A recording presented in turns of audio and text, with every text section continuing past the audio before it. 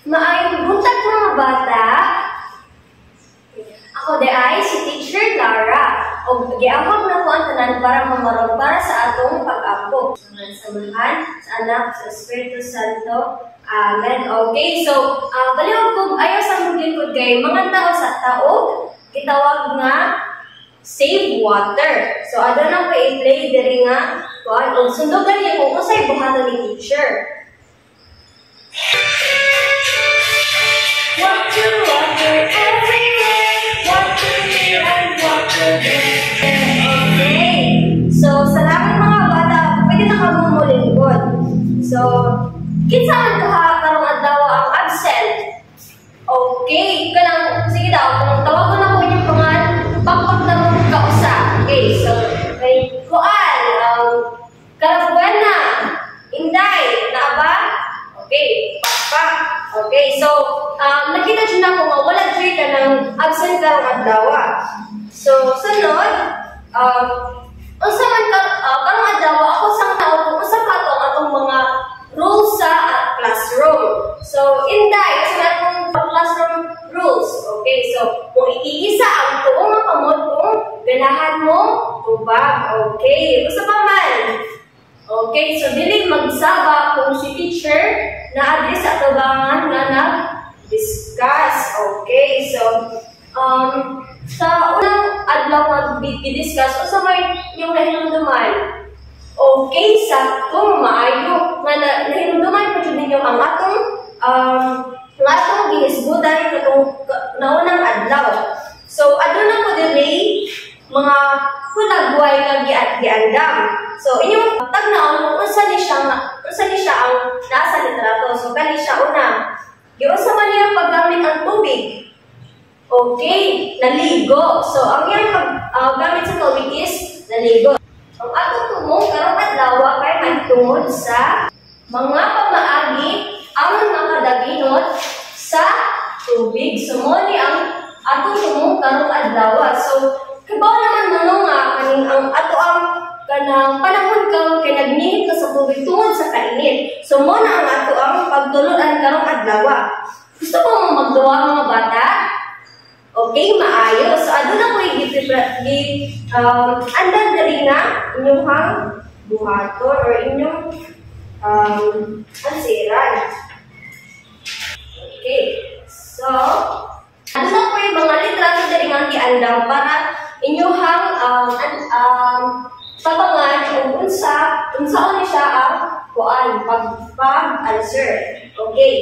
So aduna ni kuan direction or panuto. So divide the cards using the scissors according to whether the picture show water being saved or waste. So aduna ko mga litrato diri ako ihatag sa inyo ha.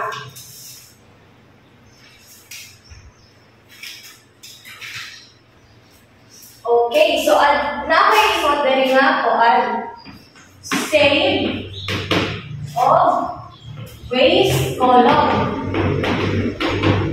So, din ipapilin kung asa man siya na bilong. Ang kanang picture nga ito guntingon. Okay. So, tagalan mo 5 minuto para buhaton. So, okay, kumana ba mga bata? So, inyong hadyo na kung ano nga, kung asa yun siya nabilong ang kuan sa nagpakita ba siya nga nagdaginot sa tubig or nag-usik-usik, okay? So, karong adlaw kay atong pagkahisgutan ang hitungod sa mga pamaagi sa pagdaginot sa tubig. So, ang unang pamaagi para sa pagdaginot sa tubig kay, ang unang nga pamaagi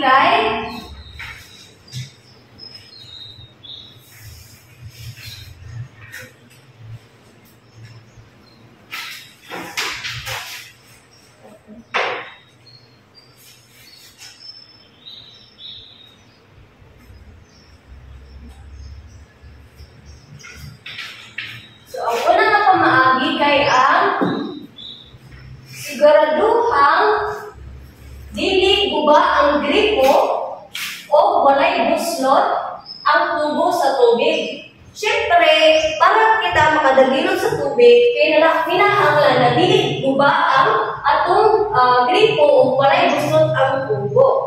So ang ikaduhang pamaagi kay sira ang gripo samtang nagsipilyo o nagsabon sa lawas kung naligo.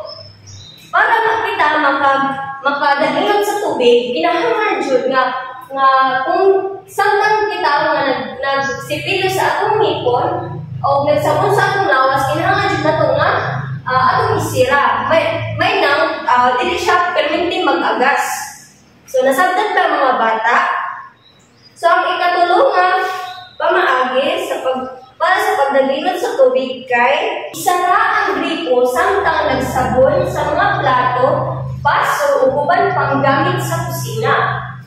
So, di ba kung sa inyo baso mo sa inyong mga mama, so kung napay gripo, inyo jud nang siyang dapat pangon kung nagsabon mo. Kay para kita makadagingon sa tubig. So, ang ikaupat, kay gamita ang hinugasan sa gulay, prutas, o bugas sa pagbisbis sa mga talong. Okay, para kita makadagingon sa tubig, kinahanglan nato nga ang atong hinugasan sa mga prutas, sa gulay, o sa bugas sa pagbisbis sa mga talong para kita makadagingon sa tubig. Okay, nasabtan ba ninyo tanan ang mga pamaagi sa class? Sa pamaagi sa pagdevelop sa tubig, maayo. Kaya namin mo kang teacher. Okay, so gusto ko mong buwa ng buhaton.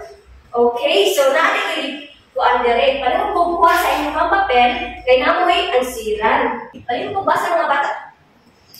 Direction o panuno. Isulat ang pagbansay sa pagdagingon sa tubig. Isulat ang imong tubag sa linya. Okay, so diri inyong isulat diri sa linya ang pagbansay sa pagdagingon sa tubig. Okay, nagana ka mag 5 ka minuto para pag-answer sa mao nga abilidad.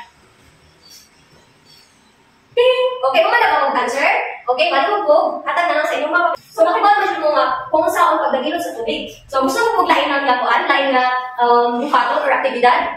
Okay, maayo. So, malihog ko kuha sa inyong activity notebook, pero yung ansiran. Okay, so, ang direction, right? Chike, ang sakto, kung sakto ang pagbansay sa pagdagingon o tubig, kung sa'yo kung dili. So, ano siya inyong kuan? Yun siya kopyawan sa inyong activity notebook. Nagana mo, nagpo kami minuto para pag-answer alin. Okay, kumana ba? Okay, so, kalihog ko pasa na sa inyong activity notebook, kaya ako na tayo mag-check sa inyong kuan answer. Okay, sige daw po din, at ang ansiran kung sakto ba ka inyong mga answer. Okay, so number 1. Dili mo gamit o baso kung mag-toothbrush. So, sakto ba na siya mapabansay or sa'yo? Sa pagdagingon sa tubig, sakto ba na siya or sa'yo? Okay, maayo. Sa'yo na siya. Tungod kay, dili siya mo gamit o baso kung mag-toothbrush. So, tala siya nakakita nga, dili jud mao ang, dili jud ganang, dili sakto ang iyang pagbansay sa pagdagingon sa tubig. Okay, sa ikalaha, pasagdan na nag-agas ang gripo. So, sakto ba ka na siya or sa'yo yung pagbansay sa pagdagingon sa tubig? Sakto ba or sa'yo? Okay, sa'yo. Pero sa'yo man, tungod, kaya ipasagdan na naman niya nga nag-agas ang gripo. So, wala na siya nagpakita na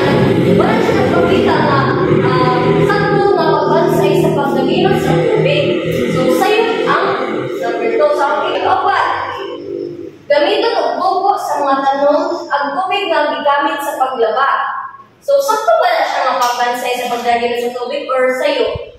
Okay, maayo. So, sakto siya, gigamit man niya ang tubig sa pagbuko sa mga tanong, ang gigamit niya sa paglaba. Okay, sakto na siya, kay nagpakita na siya nga sa pagdagingon sa tubig. Okay, so nasabtan ba ninyo ang atong kuan karon? Okay, maayo.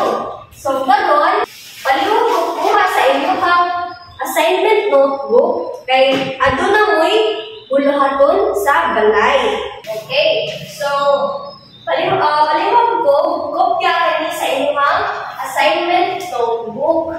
Okay, is kopyahan sa ninyo. Okay, kung ano pa ninyo kopya sa inyong notebook. Okay, so mauna to ang ato ang pagtulunan karong adlaw o unta na amoy na hibalaan sa ato ang pagtulunan karong adlaw. So, mo to kaning pag-amping mo pag sa inyong balay ha. Okay, goodbye, mga to.